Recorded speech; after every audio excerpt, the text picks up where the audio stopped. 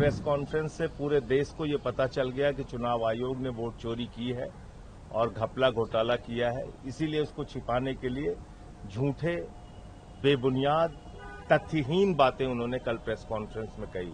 कल चुनाव आयोग की जो प्रेस कॉन्फ्रेंस थी वो एक कॉमेडी सर्कस के अलावा कुछ नहीं थी और उन्होंने जितनी भी बातें की वो झूठी, बेबुनियाद।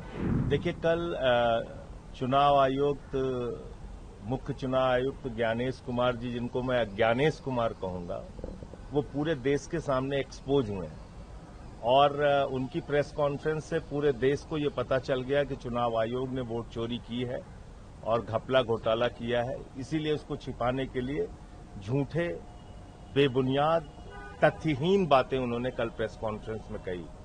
उनसे जो सवाल किए गए थे उसका तो जवाब दिया नहीं। 65 लाख वोट आपने काट दिए। आप कह रहे हैं कि 22 लाख लोग पिछले 20 साल में मरे हैं, इसलिए हमने उनके नाम काटे। बहुत सारे लोग पलायन कर गए हैं, इसलिए हमने उसके नाम काटे। तो आप वो सारा डेटा डालिए ना, ऑनलाइन कीजिए, लोग सर्च करके देख सके कि जिंदा है कि मर गए, लोग ये जान सके कि उनका वोट किस आधार पर काटा गया है। उसको आप छिपाते रहे और उसको सार्वजनिक करने के लिए सुप्रीम कोर्ट में अपील करनी पड़ी। ये कितने शर्म की बात है। आप एसआईआर लेके आ रहे हैं बिहार में, और बिहार के अंदर एक बड़ा क्षेत्र बाढ़ से प्रभावित है, और आप चाहते हैं कि 1 महीने के अंदर सारे कागज लोग दिखा दें, 8 करोड़ लोग। क्या ये संभव है? क्या ये व्यवहारिक है?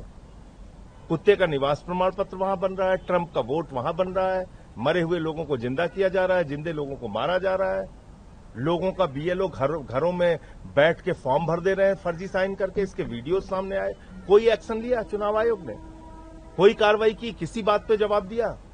कहते हैं शिकायत आप शपथ पत्र के साथ दीजिए। हमने तो दिल्ली में शिकायत दिया, लिख के दिया, मिल के दिया, बताया कि भाई केंद्रीय मंत्रियों के घर में 33 वोट बने हैं, 22 वोट बने हैं, 15 वोट बने हैं, तो आप इस पे कार्रवाई कीजिए।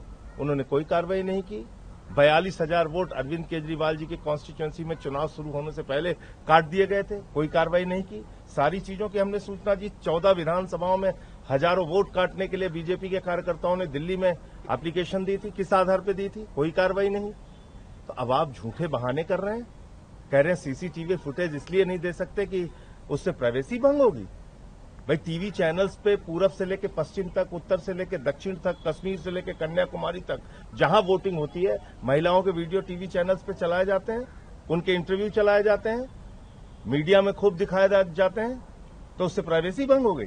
चुनावी प्रक्रिया में शामिल होना एक मतदाता के लिए गर्व की बात होती है। उसको दिखाने बताने में कौन सी प्राइवेसी भंग हो रही है? दरअसल मामला ये है कि जब आप वो सारे सीसीटीवी फुटेज देंगे तो ये पता चल जाएगा देश के लोगों को कि एक ही मतदाता 3 जगह, 4 जगह, 6 जगह वोट दे रहा है।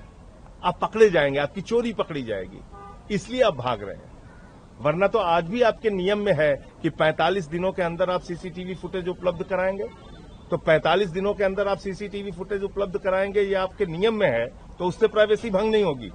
तो कुल मिला के कल चुनाव आयोग की जो प्रेस कॉन्फ्रेंस थी वो एक कॉमेडी सर्कस के अलावा कुछ नहीं थी और उन्होंने जितनी भी बातें की वो झूठी, बेबुनियाद और किसी तथ्य पे उन्होंने बात नहीं किया, और पूरे देश को उन्होंने चिल्ला चिल्ला के बताया कि चुनाव आयोग ने वोट चोरी की है।